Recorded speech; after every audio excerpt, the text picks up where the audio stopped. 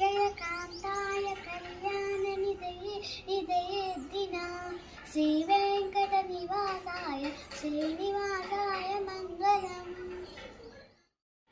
कृष्णाय वासुदेवाय हरये परमात्मने प्रणतक्लेशनाशाय गोविन्दाय नमो नमः।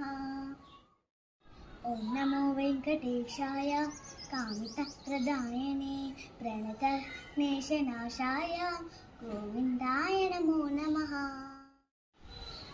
शान्ताकारं भुजगशयनं पद्मनाभं सुरेशं विश्वाकारं गगनसदृशं मेघवर्णं शुभाकं लक्ष्मीकान्तं कमलनयनं योगिविद्यालगम्यं वन्दे विष्णुभवभयहरं सर्वलोकैकनाथं।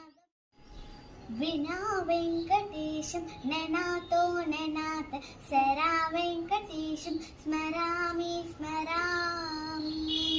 हरे वेङ्कटेशं प्रसीद प्रसीद प्रियं वेङ्कटेशं प्रयच्छ प्रयच्छ।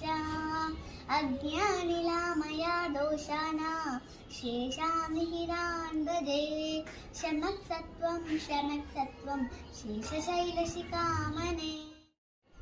श्रीराम राम रामेति रमे रामे मनोरमे सहस्रनाम तत्तुल्यं राम राम वरानने।